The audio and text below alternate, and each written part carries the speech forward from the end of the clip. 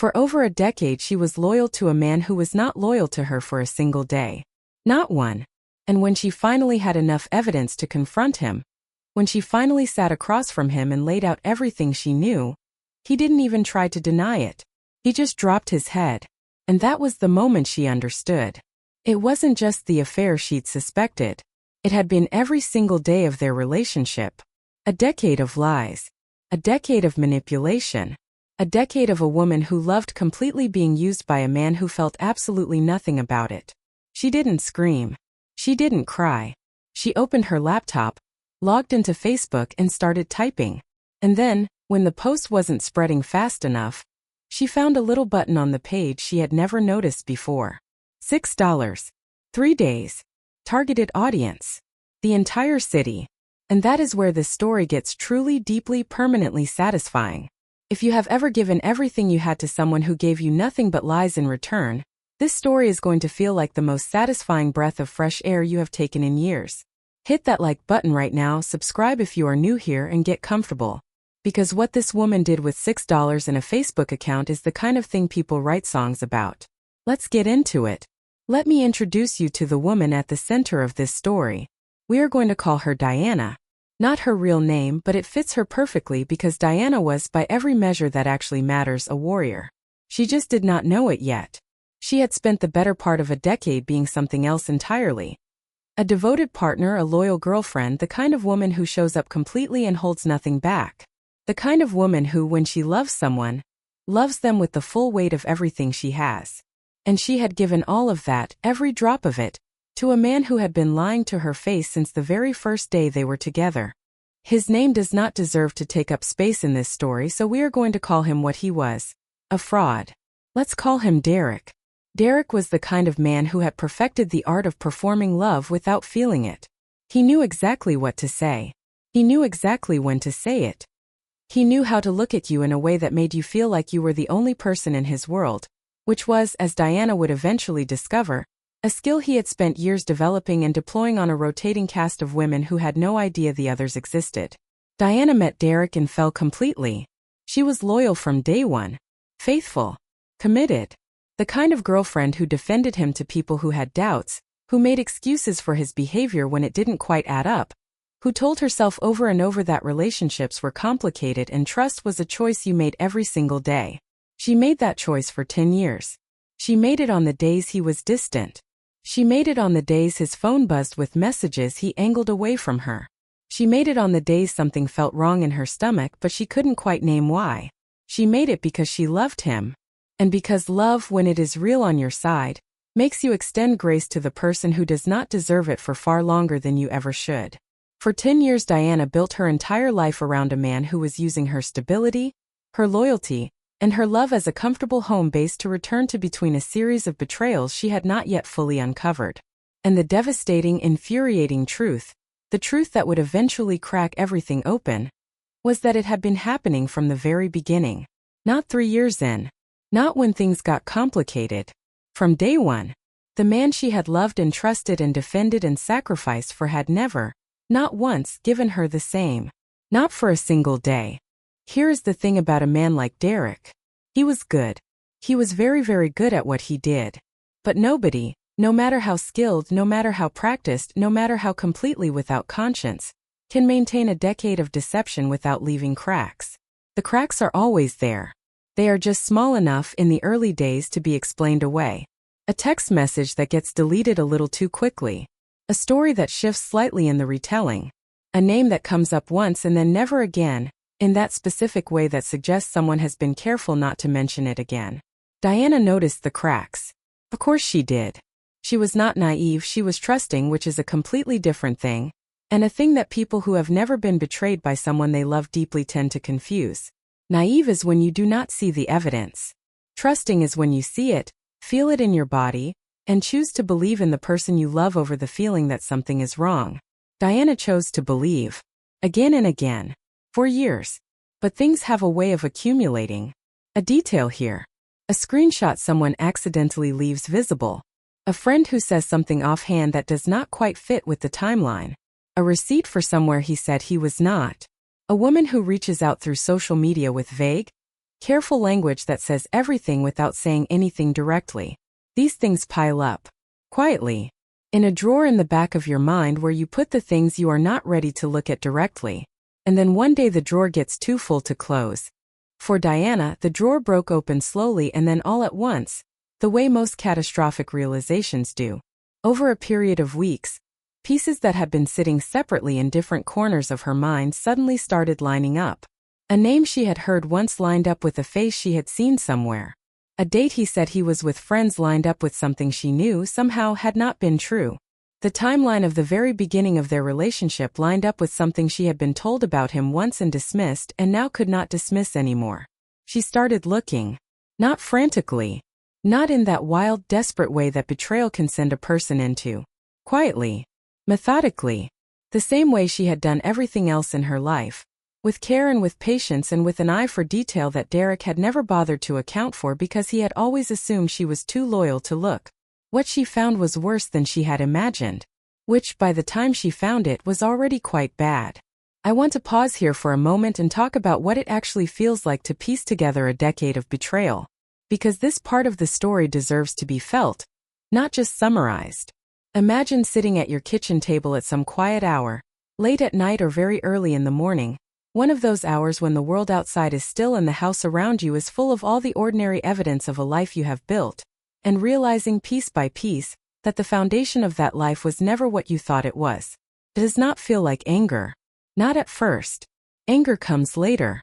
What comes first is something stranger and harder to name. A kind of cold, spreading clarity, like ice water moving slowly through your chest. Your hands feel very still. Your breathing gets very even, in that specific controlled way your body breathes when it is managing something too large for your conscious mind to fully process yet.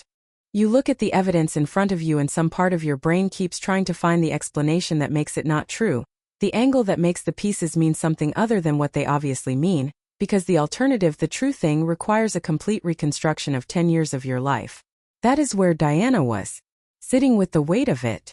Feeling the ice water spread. Understanding, in the way you can only understand something when the evidence is finally undeniable, that the man she had loved and defended and been faithful to for a decade had never extended her the same basic decency. Not once. Not even at the start, when things were new and hopeful and she had given him her whole heart with both hands. And here is the detail that turns this story from painful into something else entirely. It was not just other women in general. The scope of it was breathtaking in the worst possible way. Nobody was off limits to Derek. Nobody. Not women from his workplace. Not women from their social circle. Not the girlfriend of a close friend. Not even, and I need you to really sit with this one, his own brother's girlfriend. His own brother's girlfriend. There is a particular level of moral vacancy required to cross that specific line. To look at your own brother. Someone you grew up with, someone who presumably loves and trusts you, and decide that his relationship is just as available to you as any other. That level of vacancy is not casual selfishness. It is not weakness or temptation, or any of the other things people sometimes use to explain infidelity. It is something closer to a complete absence of the thing that makes most people human. The thing that says, this person matters. This person is off limits. This person deserves my respect even when it costs me something. Derek did not have that thing. He never had it. And Diana had spent a decade being loyal to a man who was missing a fundamental piece of what makes a person worth being loyal to. When that understanding settled completely, when the ice water finished its journey and Diana sat in the full knowledge of what she was dealing with, something shifted. The grief was still there. The shock was still there. But underneath both of those things, something else was beginning to form.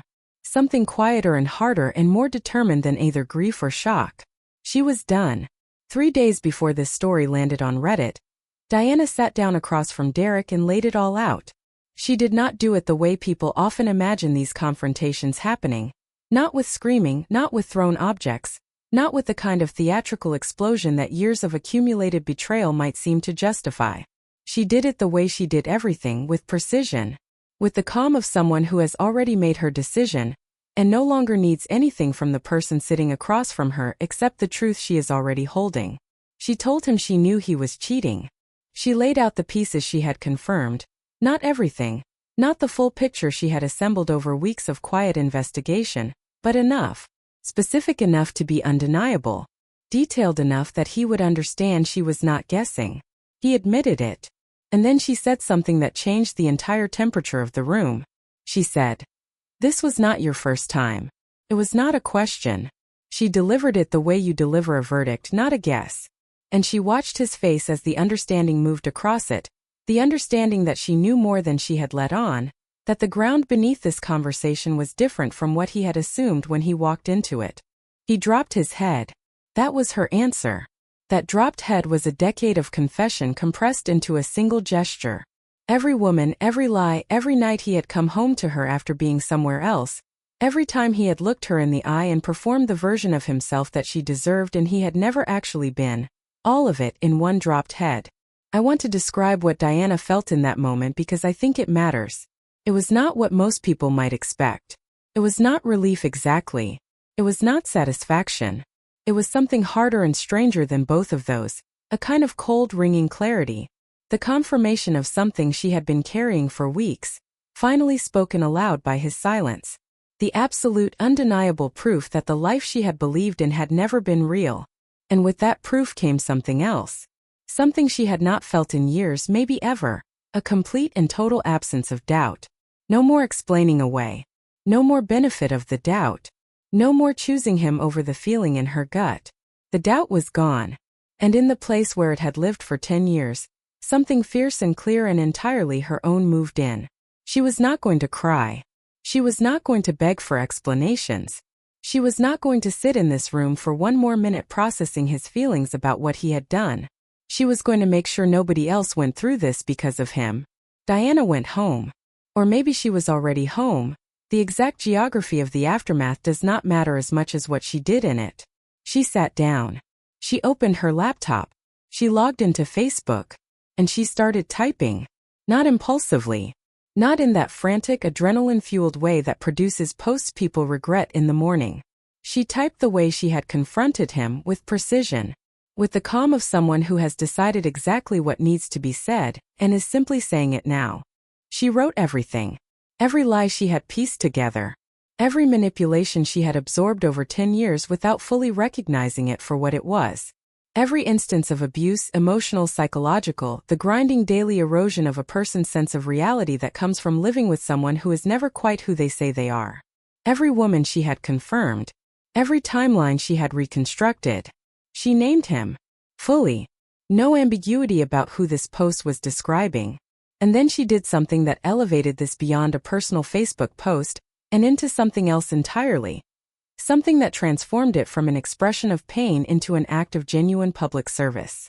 She added that she had already reached out, personally, to every husband, every boyfriend, every close friend of Derek's whose girlfriend or wife she had reason to believe had been involved with him. She had contacted them directly. She had told them what she knew. She had given them the specific information they needed to have their own conversations, make their own decisions, protect themselves with their own eyes open. Derek was not just facing a Facebook post. He was facing a network of people, husbands, boyfriends, brothers of a kind, who had just received information about what he had done in their direction. He was not just exposed online. He was exposed personally, specifically, to the people whose relationships he had helped himself to without a second thought. He had to worry about the internet finding out. And he had to worry about the men in his life finding out. At the same time, from multiple directions simultaneously, Diana posted the Facebook post. She waited. And then she noticed something. It was not spreading fast enough. Here is where I need you to appreciate the particular genius of what happened next, because it was not planned. It was not the result of some elaborate strategy. It was Diana, navigating a Facebook interface she was not entirely familiar with, ending up on a screen she had not been looking for, and reading something that made her stop completely. $6. For 3 days. Facebook would take her post and run it as a targeted advertisement to a specific group of people in her area, the kind of people who regularly interact with content, who click and read and share, who are the engine of how information moves through a local community online. $6. I want you to think about the math of that for a second. A man had spent 10 years stealing from Diana. Stealing her time, her loyalty, her love, her absolute best self, And all of it had cost him nothing. He had taken freely and completely and without consequence for a decade. And now the accounting for all of that was going to be rendered in full, to an entire targeted audience in their area, for less than the cost of a fast food meal. $6. Diana clicked the button. She filled out the form, selected the targeting, confirmed the payment, and then she sat back and watched as Facebook took her post, her detailed, specific, named, documented account of exactly who Derek was and exactly what he had done, and began showing it to people. Real people. Local people. People who might know him, who might know the women he had been with, who might be women he had not gotten to yet, and who deserved to know what kind of man was out there presenting himself as something he was absolutely not. The posts began to move. Not like a trickle this time. Like a wave. Because that is what happens when the algorithm gets behind something that carries real emotional weight, when it is specific and human and true in a way that resonates with the part of people that recognizes injustice when they see it and instinctively wants to share it forward. Diana had spent 10 years being the kind of person Derek assumed he could take from without cost. The kind of person whose kindness he had read as weakness. Whose loyalty he had treated as a given while treating it as a joke. Whose love he had used as a warm, comfortable place to return to while he made himself at home in other people's relationships. He had never seen what she was capable of when she decided she was done. Now he was seeing it. On every phone screen in their area. In targeted advertisements that Facebook was actively pushing to the people most likely to read them, share them, and talk about them. For 3 days. For $6. Let me paint you the picture of what the next 72 hours looked like from Derek's perspective. Because I think he deserves to have this described in detail. He woke up, or maybe he was already awake, because men who have just been confronted with a decade of their own lies do not generally sleep well, to notifications. Not his own notifications. Calls. Messages. From the husbands Diana had contacted. From the boyfriends. From friends who had seen the post or been told about it by someone who had. From people he worked with. From people in his extended social circle who had seen the advertisement on their Facebook feed while scrolling through their morning coffee, the way you see an advertisement, and had stopped because the name was familiar. There is a particular kind of horror in having your secret life. A life you maintained carefully for a decade, a life you believed you had managed and controlled and kept compartmentalized, collapse from multiple directions simultaneously. It is not just the exposure. It is the impossibility of containing it. You cannot call one person and explain. You cannot tell one story and make it the narrative. When it comes from everywhere at once, from the internet and from personal contacts and from targeted advertisements being served to your entire community, there is no managing it. There is no spinning it. There is only the experience of standing in the middle of a collapse that has no single point of origin you can address. Derek had spent 10 years operating in compartments. This woman did not know about that one. That man did not know about this one. Keep everything separate. Keep the stories straight. Keep the performance consistent in each individual space while the truth lives somewhere none of them can see. Diana had demolished the compartments. All of them. At once. For $6. The men she had contacted, the husbands and boyfriends whose partners had been involved with Derek, were having their own conversations now. Their own confrontations. Their own reckonings. And Derek had to be aware of all of them happening simultaneously, had to know that multiple people in his life were currently sitting with the information Diana had given them and deciding what to do with it, and that some of those people were going to want to speak to him in person about it in ways that were not going to be comfortable. And through all of that, while every compartment collapsed and every performance fell apart and every carefully maintained lie met its specific, named, targeted exposure, the Facebook advertisement kept running. Day 1. Day 2. Day 3. Reaching new people every hour. Spreading through shares and comments and the particular way local social media works when something genuinely shocking about a genuinely local person starts to move through a community. Diana did not have to do anything else. She had lit the match and walked away. The $6 was doing the work. I want to take a moment here to be clear about something important. Because this story could be told as pure revenge, as a satisfying tale of a woman who got even with a man who wronged her, and that version would be satisfying enough. But I think it is actually something larger than that. Diana said it herself in the words that started this story. She started the post to warn other women about him more than anything else. Not primarily to hurt Derek. Primarily to protect the women who came after her. The women who did not yet know what kind of man was presenting himself as something genuine and safe and worth trusting. The women who were currently in the early stages of a relationship with him, and feeling that first flush of connection and believing it was real. The women who were about to give him a year or 2 years or 10 years of their own loyalty and love and absolute best self. Those women needed to know. That is not revenge. Or rather, it is revenge, and it is also something more. It is the specific act of a woman who has absorbed an enormous amount of damage, and decided that the most powerful thing she can do with it is prevent it from landing on the next person. Who decides that her pain should cost the person who caused it something real, but also that her pain should mean something beyond the personal. That it should leave the world slightly safer for other women who are standing where she once stood, before she knew what she was standing in. There is something genuinely brave about that. About taking the most painful thing that has ever happened to you and deciding to be public about it. Not because it is easy, because it is not, because the vulnerability of that kind of public honesty is immense, but because the alternative is letting a genuinely harmful person continue moving through the world unchecked. Diana checked him. With precision. With documentation. With the names and contacts of every person she could reach. With a Facebook post that told the whole truth. And with $6 that made sure the truth found its audience. She had been kind for 10 years. She had been loyal for 10 years. She had given the best of herself for 10 years to someone who treated those qualities as weaknesses to exploit rather than gifts to honor. He had never seen her savage side because she had never needed to use it. She was not a savage person. She was a person who had been pushed further than any person should be pushed, and who had discovered on the other side of that decade of betrayal, that the softness he had mistaken for weakness was actually covering something he had never accounted for. The capacity to burn it all down. Precisely. Permanently. For $6. Before we get to the final payoff of this story, I want to go back to something. I want to go back to the specific detail that hit hardest in Diana's confrontation, the moment he dropped his head when she said it was not his first time. Because I want you to really sit with what that means for her. Imagine being 20-something and meeting someone and falling in love and building a life and believing, genuinely, completely believing that you have found your person. That the relationship you are in is real. That the man across from you at dinner and beside you in bed and next to you on the couch at the end of a long day is the man he presents himself as being. Diana did not just lose a relationship. She lost a version of her own past. She lost the story she had believed about her own life. She had to go back through 10 years of memories and understand them differently, not as the story of two people building something together, but as the story of one person building while another person took. That grief is real. That grief deserves to be named.